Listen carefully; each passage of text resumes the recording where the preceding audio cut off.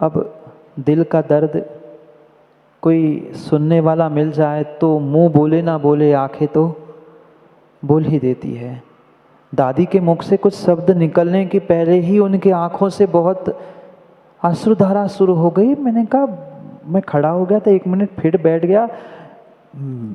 आज तक दादी को कभी रोते हुए नहीं देखा, मुस्कुराते हुए इधर उधर भाग रही थी, आहार दो ये दो। अभी तो 15-20-25 दिन में मैंने यही देखा और अचानक वो रोने लग गई। मैंने कहा, दादी बात क्या है?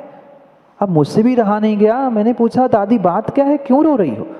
आप तो रोज मुस्कुरा के आहार देती हो, चली जाती हो, आज बात नहीं समझ में आई। मैंने इतना ही तो पूछा, भोजन नहीं करना? भूख नहीं लगी? चली जाओ, घर में भोजन करो। आंसू पोंछते हुए, अपने आप को संभालते हुए, अब गुरु ने पूछा है तो उत्तर देना जरूरी था। दादी ने आंसू पोंछते पोंछते भारी दिल से, भारी मन से, भारी कंठ से कहा कि महाराज जी कहाँ जाऊं? भोजन करने के लिए कहाँ जाऊं? मैंने कहा, कहाँ जाऊं? रोज जहाँ जाती हो घर में वहाँ चली जाना। घर का नियम है, 2 बेटे 2 बहुएं हैं। घर का नियम है, घर का नियम है। एक ऊपर रहता है, एक नीचे रहता है। ऊपर बड़े बेटे की फैमिली, नीचे छोटे बेटे की फैमिली है। तीसरे मंजिल पर हमारा एक छोटा सा कमरा है। हम और बेटों के पिता दोनों वहाँ रहते हैं। वे तो फिर भी कहीं मित्रों के साथ चले जाते हैं इधर उधर। मेरा तो नियम है, बाहर का मैं खाती नहीं हूँ। और ये दोनों बेटों ने और दोनों बहुओं ने निर्णय किया है कि 15 दिन पहले मंजिल पे और 15 दिन दूसरे मंजिल पे भोजन होता है। आज 31वां का महीना है, आज 31 का महीना है। मैं कहाँ जाऊँ? 15 दिन नीचे, 15 दिन ऊपर, 30 दिन हो गए। आज 31वां महीना है, 31 का महीना है। आज मुझे उपवास करना पड़ेगा, आज मुझे उपवास करना पड़ेगा। मैं कहाँ जाऊँ महाराज बताओ? महाराज मैं कहाँ जाऊँ बताओ? ये कोई मनगढ़ंत कहानी नहीं, ये सत्यता है। ये देखा है हमने, ये स्थिति है, ये स्थिति है। भूल गए माँ के, भूल गए पिता के उपकारों को। 15 दिन, 15 दिन, 8 दिन, 2 दिन, ये बारी बारी का हिसाब, ये बारी बारी का हिसाब किसके साथ? जिसने तुम्हें जन्म दिया, जन्म देके इतना इतना इतना लायक बनाया। जो लायक बनाने वाला है उसे ही तुम नालायक बना रहे हो। कैसी संतान, कैसी संतान, कैसी संतान आज बन रही है? जिसने जिसने जिसने तुम्हें इतना लायक बनाया, योग्य बनाया है, तुम उसकी योग्यता, उसकी लायक पूछ रहे हो, उनके उपकारों को पूछ रहे? कम से कम इतना तो विवेक रखो, इतना तो विवेक रखो। क्या अकल थी तुम्हें? क्या चलना आता था, बोलना आता था? क्या कुछ नहीं तुम्हारे माता पिता ने और गुरु ने तुम्हें सिखाया है? ये जो कुछ भी आज तुम बैठे हो, समझ रहे हो, ये मात्र उस पिता की, माँ की और गुरु की उपकारों के तले हो। ये भूल मत जाना जीवन में। जब उस माँ ने कहा, महाराज जी 15 दिन इधर 15 दिन उधर, ऐसे हर 1 महीने बाद एक उपवास हमारा सहज हो जाता है। एक क्षण मेरा भी हृदय फूट पड़ा कि क्या विडंबना है, क्या विडंबना है, क्या विडंबना है। वे माता पिताओं ने तो कष्टों में दिन निकाल कर संतान को इतना योग्य, इतना लायक बना लिया। उनको ही घर से बाहर निकाल कर तुम अपनी लायक बनने की योग्यता दिखा रहे हो। संतानों, सोच समझ के, और मात्र संतानों को नहीं कह रहा हूँ, मैं बुजुर्गों से भी कहना चाहता हूँ, आने वाली पीढ़ी से भी कहना चाहता हूँ, थोड़ा सा परिवार के लिए समय देना सीख लो। थोड़ा सा परिवार के लिए समय देना सीख लो। बच्चों को भेज दिया दूर दूर तक पढ़ाई के लिए, पता नहीं कौन कहाँ क्या कर रहा है, मोबाइल में कितना सत्य कौन बोलता है, कितना झूठ कौन बोलता है, सब जानते हैं। कभी पिता ने अपने संतान से पूछा, बेटा कुछ समय है, तुमसे कुछ बात करनी है? कभी संतान ने माता पिता से पूछा कि माँ थोड़ा सा समय है तुम्हारे पास मेरे साथ बैठने के लिए? ना संतान को आज समय है, ना माता पिता को आज समय है, किसी को ही समय नहीं है। सब एक साथ एक घर में एक छत में रह रहे हैं, पर किसी को किसी के लिए कोई समय नहीं है। है क्या? नहीं है। नहीं है, नहीं है। आज जितने परिवार बिखर रहे, आज जितने परिवार बिखर रहे हैं, मात्र और मात्र एक दूसरे को समय ना देने के कारण से ही बिखर रहे हैं। अन्य कोई कारण नहीं है, अन्य कोई कारण नहीं है। उन उपकारियों के उपकारों को याद रखो, याद रखो। माता पिता सामने हो अथा माता पिता चले गए हो, उनके उपकार नहीं होते तो ज्ञानी तुम दोनों पैरों पर खड़े होकर चलना शायद नहीं सीख पाते, शायद नहीं सीख पाते। उंगली पकड़कर चलाने वाला कोई था तो वह पिता ही था। रोज रोज रोते हुए भी तुम्हारी इच्छा ना होते पर भी अगर अगर अगर माँ ने कहानियां सुना सुना कर पकड़ कर तुम्हारा पेट नहीं भरा होता तो बेटा आज तुम जवान कहाँ से होते। पर उनके उपकारों को कितनी जल्दी भूल जाता है आज का इंसान, कितनी जल्दी भूल जाता है, कितनी जल्दी भूल जाता है।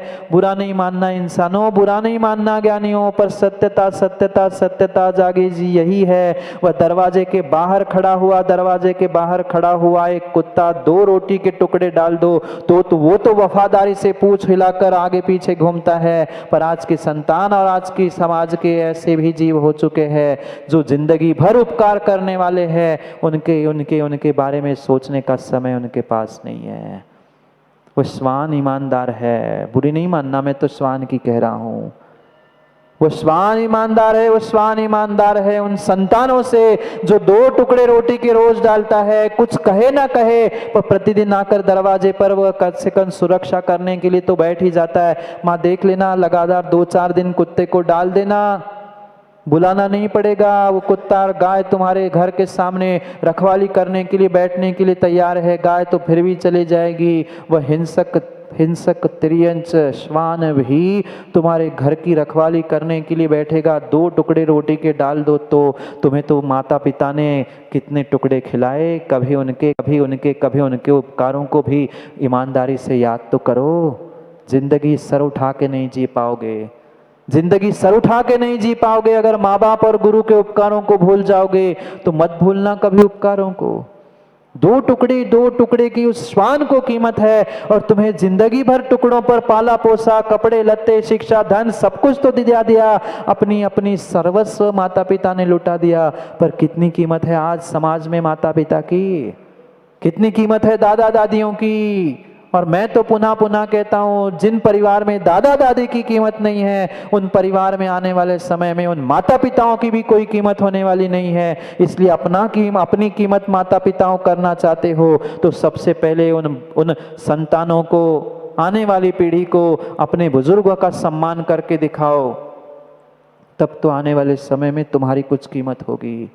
पर क्या करें महाराज जी, स्टेटस सिंबल मेंटेन करना है, विदेश बच्चों को पढ़ने के लिए भेजना है, इधर भेजो उधर भेजो।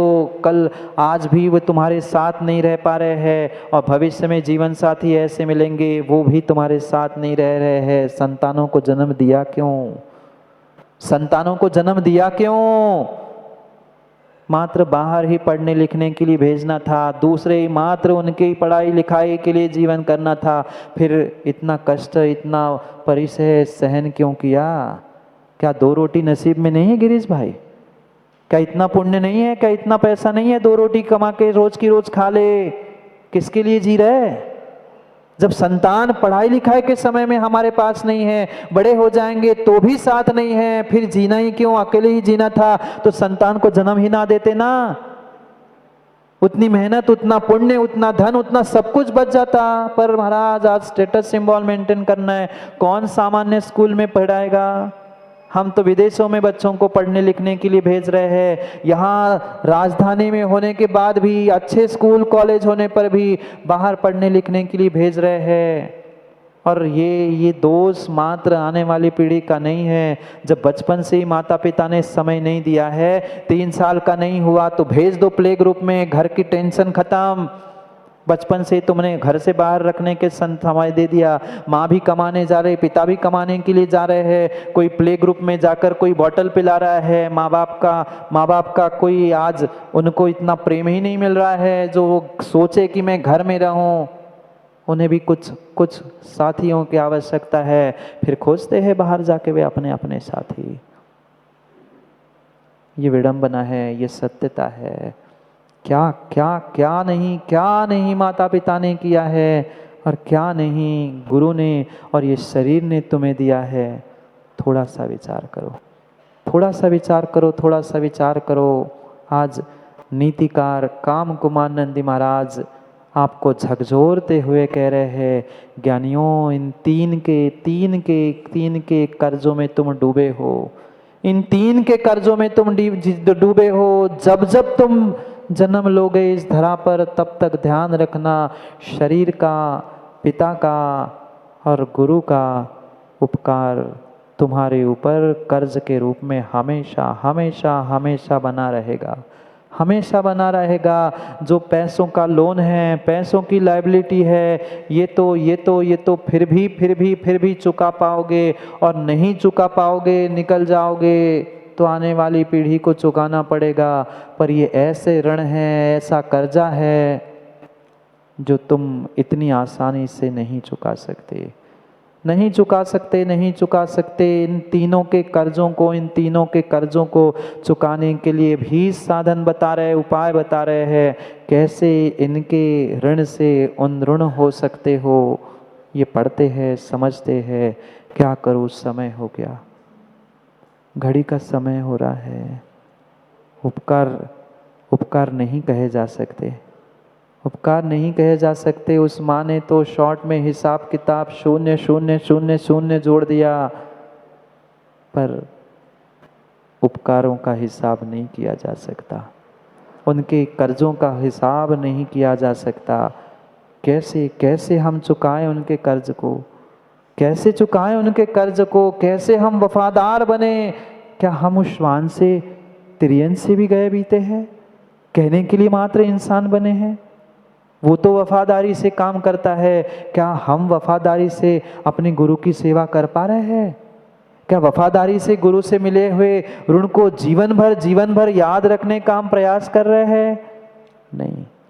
ये धन, ये दौलत, ये शरीर, ये पर्याय, ये निरोगता फिर भी ज्ञानी पैसों से खरीद सकते हो, पर माता पिता और गुरु के उपकार कभी पैसों से नहीं खरीदे जा सकते।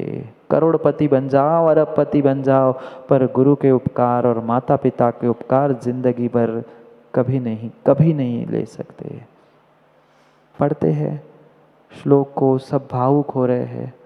भावुक होने के लिए, आंखें गीली करने के लिए नहीं कह रहा हूँ, सत्यता यही है, सत्यता यही है। अभी तो एक ही घटना मैंने बताई है, ऐसी कई सारी घटनाएं हैं जो माता पिता और गुरु के उपकारों को भूलकर अपने आप को सब कुछ मानते हुए अपने वर्चस्व के लिए लड़ रहे हैं। कैसी विडंबना है, क्यों भूल जाते हो? और मुझे ये बात समझ में नहीं आती, कैसे भूल जाते, कैसे मिनटों में भूल जाते, कैसे मिनटों में भूल जाते हैं। कितना बड़ा उपकार गुरु का, कितना बड़ा उपकार गुरु का है। चाहे श्रावक शिष्य हो, चाहे दीक्षित शिष्य हो, दोनों पर कई जन्मों के उपकार गुरु ने किए हैं। ये जो संस्कार भी वैभव भाई तुमने प्राप्त किए ना, विश्वास मानना, ये गुरु ने क्यों दिए? आपने गुरु को बदले में क्या दिया? माँ बोलो, कुछ दिया? जो राशि देनी थी वो कमेटी को जमा हो गई, जो द्रव्य था कमेटी का लग गया। गुरु ने क्या लिया? गुरु को क्या मिला?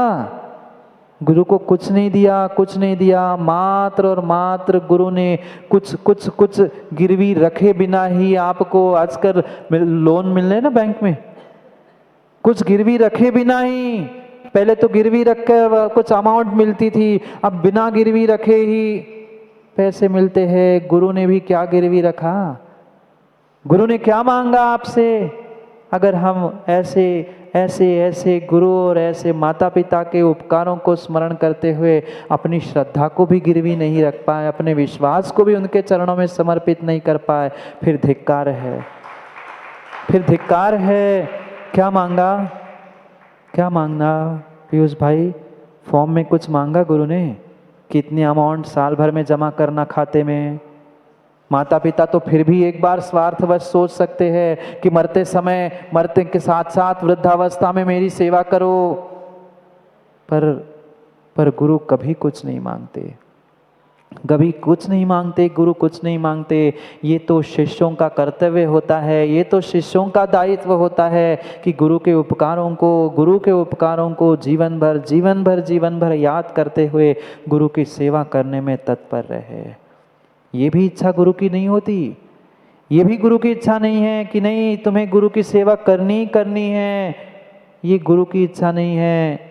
मात्र इसलिए गुरु पुनः पुनः उपकार करता है कि जो भटक रहे हैं वह सही रास्ते पर आ जाए तो जीवन बदल जाए। इसके अलावा अन्य कोई चाह गुरु की नहीं है, और साल में भी गिरीश भाई एक बार इसलिए कहा जाता है क्योंकि साल भर में बैटरी डिस्चार्ज हो गई तो पुनः चार्ज हो जाए, पुनः कुछ और उपकार गुरु से ग्रहण कर लो, यही भावना होती है। अन्य कोई स्वार्थ नहीं है। ये तो कर्तव्य शिष्यों का, ये तो कर्तव्य संतानों का होता है कि वे अपने माता पिता और अपने गुरु की सेवा और व्यवस्था किस कदर करते हैं। जब इतने उपकार गुरु के और माता पिता के हैं तो क्यों हम सहजता से भूल जाते हैं, क्यों इतनी जल्दी भूल जाते हैं। इतने उपकार शब्दों से कहना संभव नहीं है, और एक भाव क्या, मुझे तो विश्वास है गुरु के उपकार अनंत जन्मों तक मैं भगवान बनने तक तो नहीं चुका सकता। ऐसे अनंत उपकार गुरुओं के, माता पिताओं के होते हैं। क्या करूँ, समय हो गया है, श्लोक रहने दे, कल पढ़ते हैं। बहुत कुछ हो गया, अब और कुछ कहूँ तो ज़्यादा रोने लग जाएंगे, फिर घर भी तो जाना है, फिर रोनी सूरत लेके घर जाओगे, अच्छा भी तो नहीं लगेगा। वैसे ही घर में भी रोना पड़ता है, और यहाँ मतलब अब सबको सबकी बातें पता ही है अपनी। जाओ, समय हो गया है, करेंगे अभी, क्योंकि 3 ऋण हैं, एक दिन में कैसे चुकते होंगे। 3 देने वाले हैं तो एक दिन में कैसे उनका ऋण चुकता हो सकता है। मैं तो सोच रहा था, पर क्या करूं, उपकार मिनटों में नहीं कहे जा सकते। भले ही उपकार करने वालों ने, कर्ज देने वालों ने, ऋण देने वालों ने मिनटों में साइन करके अप्रूव कर लिए हो, मिनटों में तुम्हारे लिए उपकार कर लिए हो, पर घंटों उन उपकारों को कहना संभव नहीं है। कल करेंगे और भी कर्जदार की चर्चा, ऋण की चर्चा, कैसे माता पिता के और कई सारी ज्वलंत घटनाओं से समझेंगे कैसी आज समाज की दुर्दशा है, कैसी विडंबना है। आने वाले में समाज नहीं बचेगी तो निर्ग्रंथ गुरु भी आपके महानगरों में आने वाले नहीं है। समय पर कल पुनः समय की बात के लिए समय पे मिलते हैं, क्योंकि समय पे किया गया काम समय को दिलाता है। बोली भगवान महावीर स्वामी की।